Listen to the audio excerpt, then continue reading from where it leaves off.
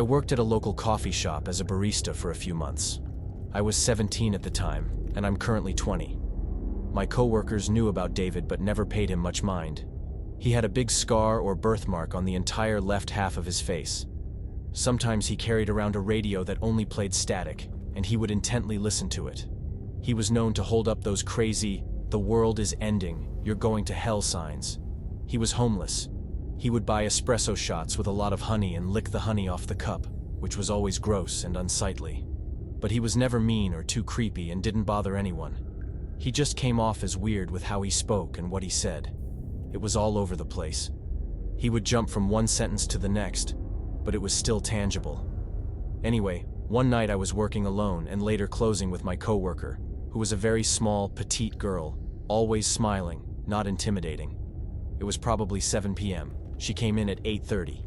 Note, I am a trans guy, have short hair and all, but I'm not on hormones, so I still look kind of feminine. I had 2 regulars that sat at the bar with me, and it was not very full in the lobby. In comes David. But this time he seems a bit off, more so than usual.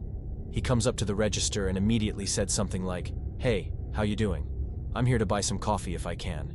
If the Lord will let me have one tonight because my card may be empty." But if he says so, I'm immediately like, "Okay," and ask him if he wants the same thing as usual. He repeats almost the exact same sentence, adding, "If the Lord will let me tonight, I'll have one." I don't got much. Maybe he wants me to go sleep instead of having a drink, but I'll see. If not, then I'll go to sleep.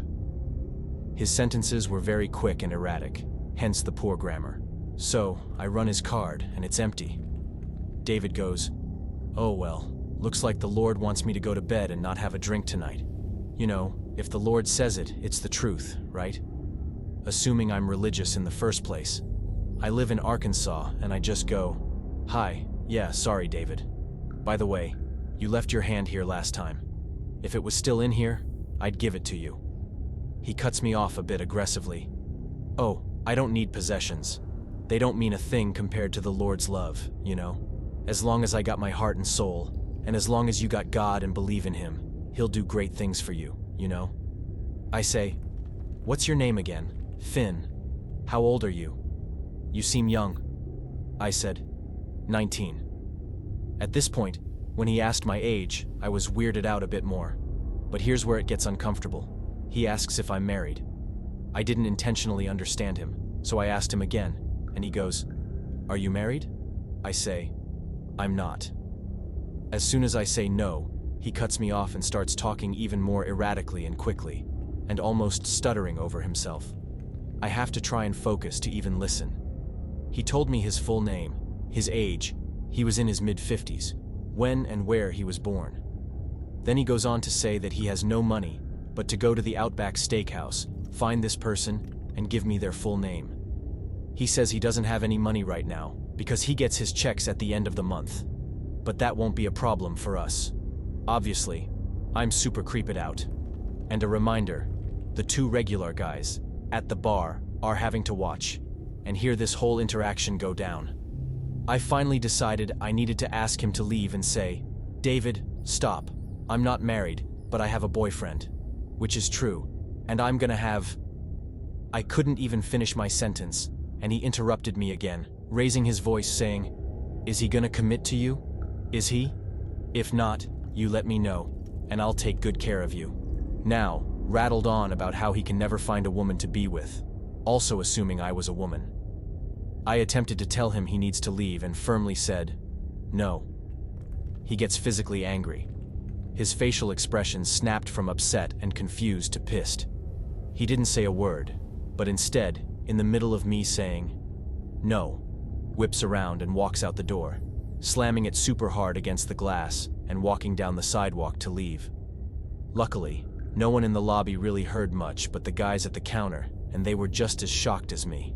This was also the first time I had experienced any form of harassment at work, but that wasn't even the worst part. A week later, another regular, a woman a couple of years older than me who used to work at a lingerie shop and currently works at a dime, told me about her experience with David. He apparently had walked into the store where they sell gay items and asked angrily why they carried this sodomy in their stores, and proceeded to rub the lotions they had all over his face. I learned that he is constantly in and out of jail for trespassing into places that he's been banned from, including the coffee shop I worked at, which no one knew he was banned from. He has some mental issues that he handles by doing drugs. I don't know what kind of drugs, but Arkansas is the meth state, and I can assume that's the kind of behavior. The second and possibly worst incident with him is when the woman I was talking to had a coworker of hers who met David at the diner she was opening at 4:30 a.m. with her boyfriend. When David, who was already banned, knocked on the locked door and asked for food, the boyfriend said he needed to leave and go away. David got angry and replied to the girl, "How dare you do this to me? Treat me in this way. Whatever happens to you next is your fault." He was later overheard saying that if he got a chance to be alone with her, he would assault her sexually. He's been known to threaten other women with that as well. I was already afraid that he would later come back. My small, sweet coworker and I were working together to get some kind of revenge, but I wouldn't have expected that. I'm watched, and sometimes still watch my back. For a few months, I saw him once more before I stopped working at that job, and he sent chills down my spine. He glanced at me with zero expression, and I tried telling my male coworker, whom he treated normally, with a creepy smile, not to serve him. I hid in the back and waited until he left. Thankfully, I haven't seen him since. Funny addition, but in the middle of him talking about how he can't find a woman, I was very close to saying that he's not even talking to a woman. But I decided against it, thinking, well, he may very actually hurt me. At this point, I now carry a knife on me wherever I go.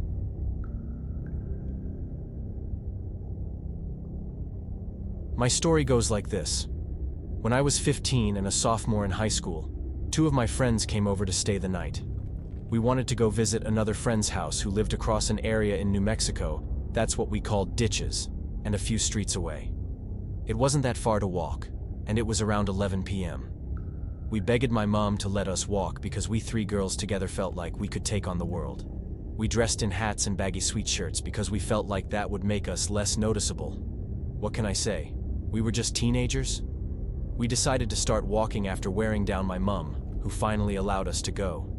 She tried convincing us to let her drive multiple times. I wish she had.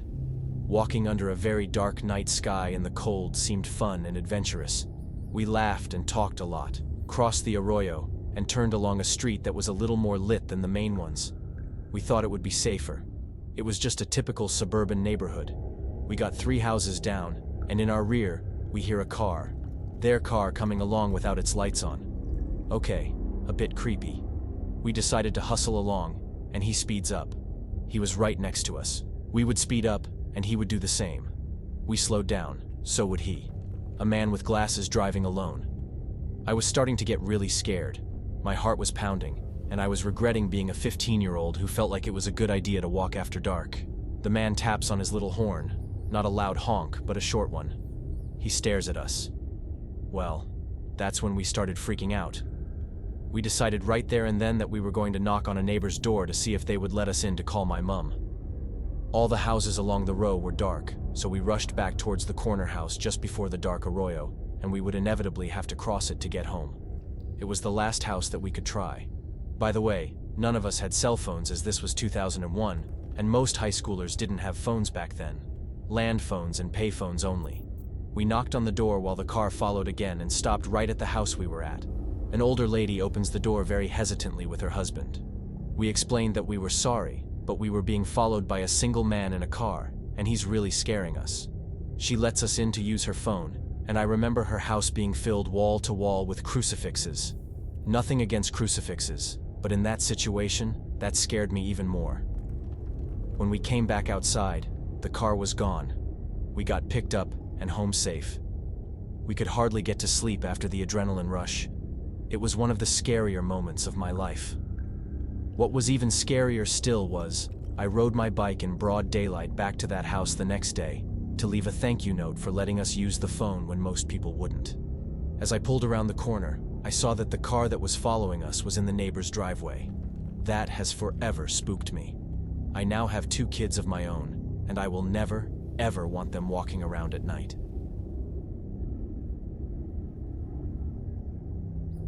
When I was 17, my mom and I argued quite a bit. I always found her to be irrational, and I had a hard time choosing to be the adult, as I often had to. One day, I was upstairs in my room, playing a multiplayer FPS on my PC, when my mom hollered up the stairs to me that I needed to take out the trash because it was going to get picked up the next morning. I had explained to her before all about how you can't pause online gaming, so all I did was holler back, "Okay, in a minute." There were no warning signs. I had no idea she was upset until she was already up the stairs and in my room, screaming about me not getting up and doing it right away. She thrashed my room in a matter of seconds, breaking everything, including my monitor and a glass star-shaped candle that my great-grandmother had left me when she passed. Usually, I tried to be the adult. Sometimes I argued with her. This time, all I really did was say something along the lines of, "I'd rather be dead than live with you." This was meant to imply that I was going to move out soon. Apparently, she took it as me threatening to take my own life. She called the police, and she talked to them alone, and I talked to them alone. They made me look at my room, and my mom didn't have anything crazier to tell them that I had done than the actual truth, which was not taking out the garbage quick enough.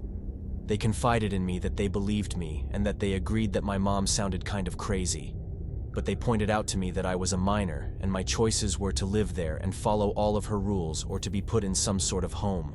They said that due to the nature of the call, they needed to take me to mental health, regardless of whether or not I wanted to continue to live with her. On the way there, they assured me that they could tell I wasn't a threat to myself and that I would just have to sit down with a therapist for a few minutes and could be on my way. In the waiting room, it was just me and one other person, a girl who was on meth and had just been in some sort of domestic dispute. She kept talking to me, and she had the wildest look in her eyes. I've seen a lot, and I'm not easily scared, but she was somewhat intimidating without trying to be. The worst part was that she kept going into the bathroom and coming back out with blood all over her hands. She would walk away from me, just seeing her normal crazy self, but would exit the bathroom with her bloody hands in the air, a hysterical mess. She would be crying and screaming and saying that things didn't make sense. The first couple of times, the nurses thought she had been cutting herself and kept demanding that they tell them where the source of the blood was. But the last couple of times she did it, and they didn't ask her where the blood was from at all. I was still curious, but didn't want to ask. It made no sense to me that the staff could just get used to this. It wasn't a big deal when she would go back into the bathroom and come up with blood all over her hands, her whole body trembling, her eyes wide, and her face covered in tears. They got me to see the therapist. She was really nice and very understanding. After talking to me for a few minutes, she told me that she dealt with people like me all the time, and that I wasn't one of the ones she needed to worry about. So, I would be released. As soon as I left the room, she let me use her phone in her office to call a friend who would come and pick me up. I told him he needed to hurry up and get there as quickly as possible to get me out. I briefly mentioned the girl with the repetitively bloody hands. It was the disgusting yet sympathetic look that came over the therapist's face as I said this that finally clued me into what the blood must have been. All of a sudden, it clicked in my mind, and I knew that there was only one way that female could have been having that blood all over herself and yet had no wounds. The image of her bloody hands, only 2 feet away from my face, flashed in my mind, and I suddenly felt embarrassed and didn't know what to say. All the relevant information had been relayed, so I hung up on my friend and left the therapist's office without saying anything. Luckily, the girl wasn't in the waiting room anymore as I passed through it, nodding at the receptionist at the front desk. I can honestly say that when I left that building that day, I was happy to be going home to my rational mother. She no longer seemed so bad now that I had something to compare her to. From time to time, I think of that girl and imagine her out there somewhere in the world. I wonder what kind of crazy stuff she's been through, and what kind of crazy stuff she's currently mixed up in. I hear someone call someone else crazy, and I quietly think to myself that they likely have never seen what I have seen. I seriously hope that I'm never on her level, and I hope to never meet her again.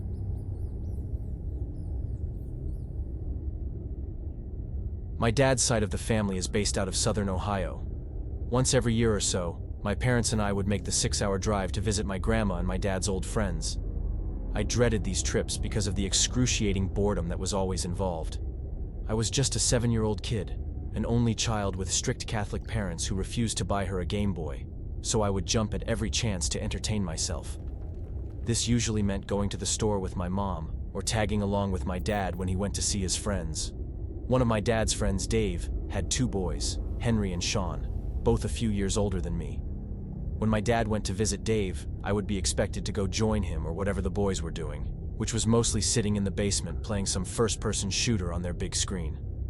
On one of the occasions, I was getting bored of watching Henry and Sean shoot PCs. So I suggested we play hide and seek.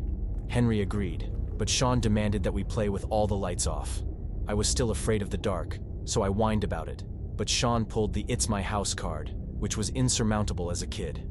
Henry and I found our hiding spots, and then the lights went out, and Sean began to count. 1, 2, Freddy's coming to get you. This was unsettling, and after that, there was silence, and I waited. It wasn't long before the adrenaline started to build, and I felt this super disquiet that children feel in the dark many times before. But in that moment, I felt the full weight of terror. I knew in my whole heart that something was going to happen to me if I was found. I don't know how long I stayed in my hiding spot, but eventually, I was seized by survival instincts and bolted to the top of the stairs, where light shined through the crack at the bottom of the door. I just yelled, "I don't want to play anymore," after being called a baby.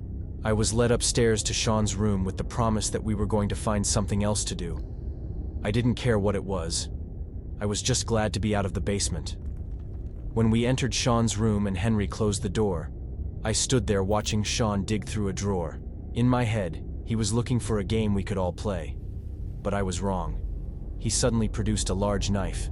He proceeded to open it, smile, and say, "I would love scaring the crap out of civilians." He then started inching towards me with the knife in his fist. I backed against the wall and started to panic. My face contorted, and tears welled up. I began hyperventilating for the first time in my life. Henry stood to my left, blocking my only way out. Fortunately, he said, "You're making her cry, let her go," and opened the door.